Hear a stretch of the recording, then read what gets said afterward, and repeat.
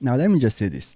If AOC is the best the Democratic Party can do, we have nothing to worry about. Well, it looks like New York Congresswoman Alexandria Ocasio-Cortez could be gearing up to be the new face of the Democratic Party. We have absolutely nothing to worry about. Imagine having AOC as a presidential candidate against either J.D. Vance or Vivek Ramaswamy. Us Republicans, we're going to have a good time. I think the future of this country is bright. Now, some are wondering if her latest post is a, quote, soft launch for a presidential run in 2028. To be welcomed here in this state, all of us together, seeing our common cause, this is what this country is all about.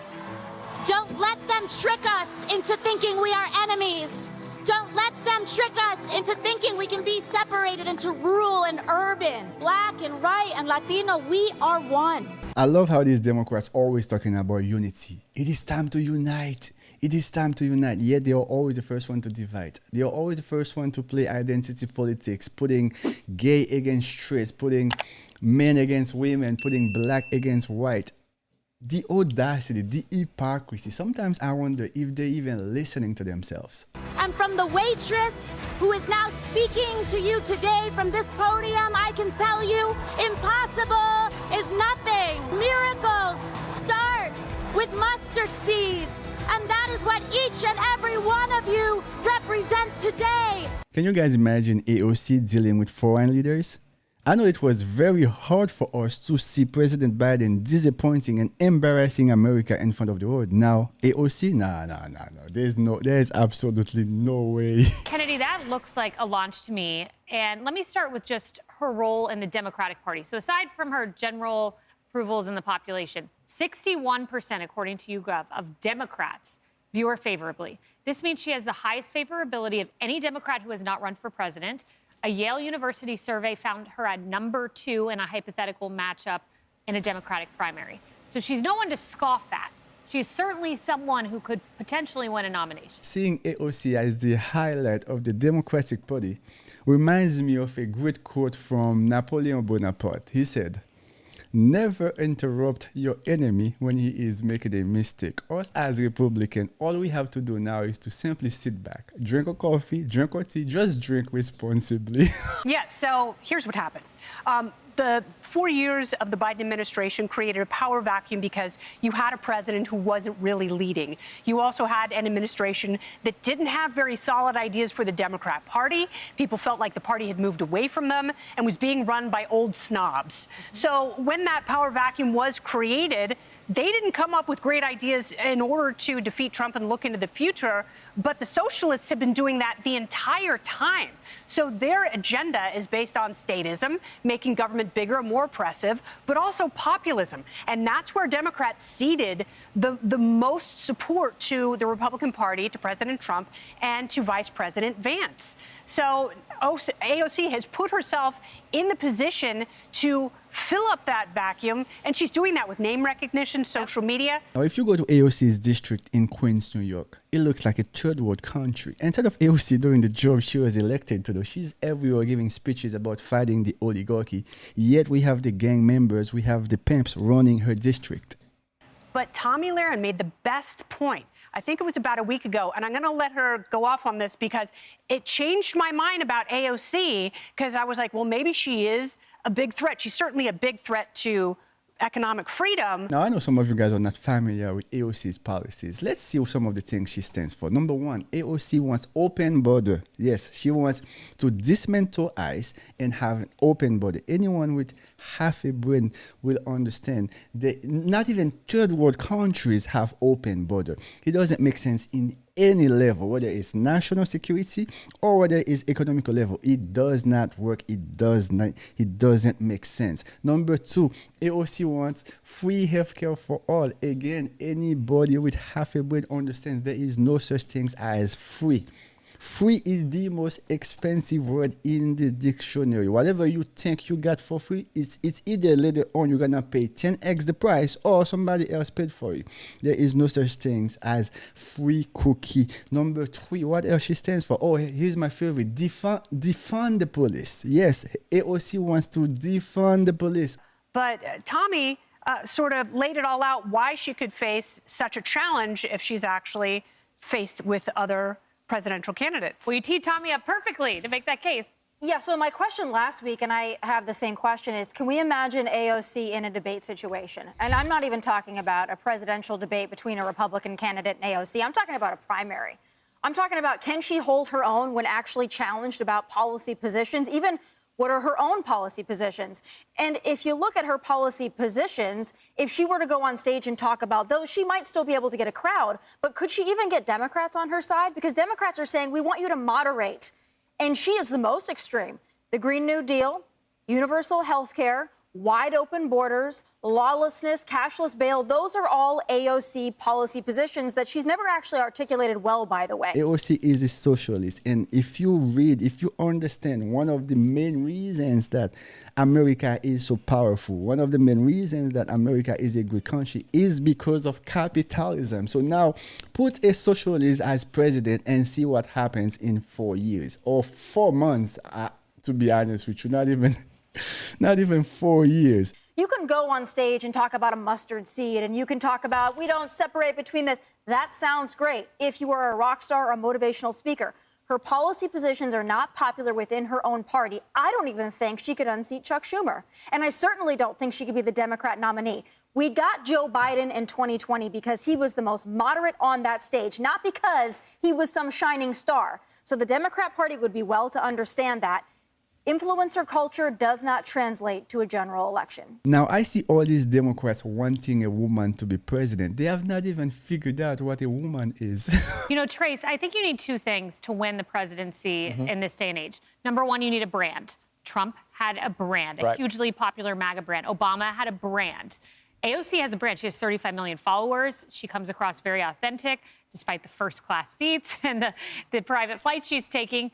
But the issues are the problem. And Peter Hamby points out her net favorability, 6 points underwater, 18 points behind Bernie Sanders. Plenty of other polls show that. And in fact, favorables with the general population behind Trump, Elon Musk, and J.D. Vance. And the far left of the party is getting away from that. They're saying, listen, we don't have to worry about policy issues, right? You had Jasmine Crockett coming on yesterday saying, listen, we shouldn't have to worry about policy. It's all about the vibe. You're back to the vibe. If you look at Alexandria Ocasio-Cortez, the answer to Tommy's question is no. She couldn't win a debate. You look at her on CNN. She doesn't interview well. She's great on social media. I mean, she's really compelling. She's got a gazillion followers, and that's her niche. That's where she really excels. But you put her on live television, you put her in a debate, she's not going to do well. She has kind of worked on her delivery. You know, she's got this affectation, just like Kamala Harris does, where she speaks in front of people and she changes the tone of her voice, changes the accent of her voice. So she's trying to figure out where she's going to go. But until she figures out how to combat and be really good at debates and really good on policy,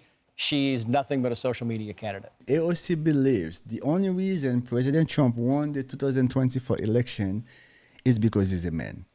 AOC believes the only reason Kamala Harris did not win the election was because she was a woman. Aye, Lord. She's calling all of us dumb because we saw how incompetent Kamala Harris was.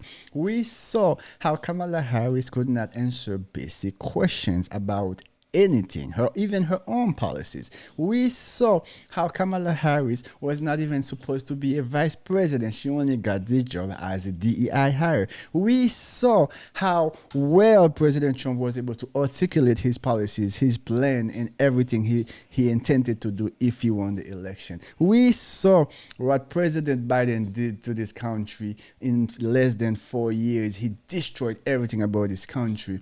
And they asked Kamala Harris, would you do anything differently than Biden? Kamala Harris thought for 1 second, for once, she said, no, I don't see nothing I could have done differently. Not even keeping the border closed. Nothing. This was the woman that wanted to be president. And obviously, the American people know better. Obviously, the American people are smarter than that.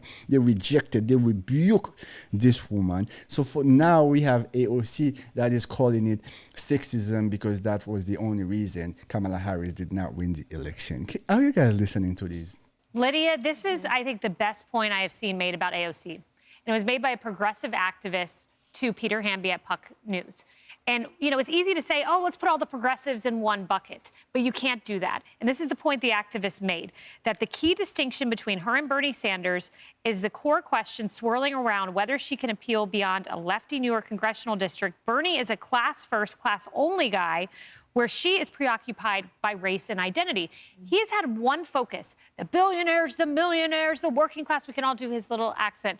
But she has focused on race and identity, which puts her in a separate bucket, maybe more the woke bucket than Bernie Sanders has been in. And I think that's going to come back to bite her. I don't think that's going to work well in her favor. And I think she probably knows that, because if you look at that video that she just posted on her social media, it seems like she's trying to step back. She's talking about how we're all, don't let them divide us, we're all one. That is very different than what she's talked about in the past. But I think Tommy is absolutely right, especially when you talk about her track record and her ability to stand on her own 2 feet and debate some of the issues, particularly the ones that she has waded in on. At Fox Business, which is where you can usually find me, you know, we spend a lot of time talking about economic and policy issues. And we know, Trace, to your point, how important the economy was during this last election. So I think Americans really want to know moving forward where our candidates stand on economics. She does not have a good track record. Self-professed socialist, wants to tax the rich. And let's be clear, when you talk about taxing the rich, you're talking about taxing small business owners. And whether you're a small business owner or you're one of the nearly 1 out of 2 Americans in this country that are employed by a small business, that should alone concern you. You know, years ago when she first was elected to Congress, I was a local news reporter here in the city, and I will never forget how she is responsible for running Amazon out of this city, and how many of her constituents will never forgive her for that. Having AOC as the highlight of this Democratic Party gives us a lot of hope, because the future of this country is bright, because we know the American people are better than this. The American people would not even think about having this woman near the White House. Anyway, guys, you guys know what to do. If you haven't subscribed, go ahead and hit that subscribe button. Hit the like button. Let the algorithm know that you are rocking with Talk to E as I continue to grow this channel. Let me tell you guys, it is a lot of work, man. It is a lot of work, but of course I'm going to keep going, because we need more Republicans to speak up and call out all these craziness happening in this country. Because if we don't speak up, we're going to let all these leftist people with leftist ideologies continue to spread their leftist ideologies into our kids. Anyway, I'm gonna stop it there, so I stop rambling. You guys stay safe. I see you in the next video.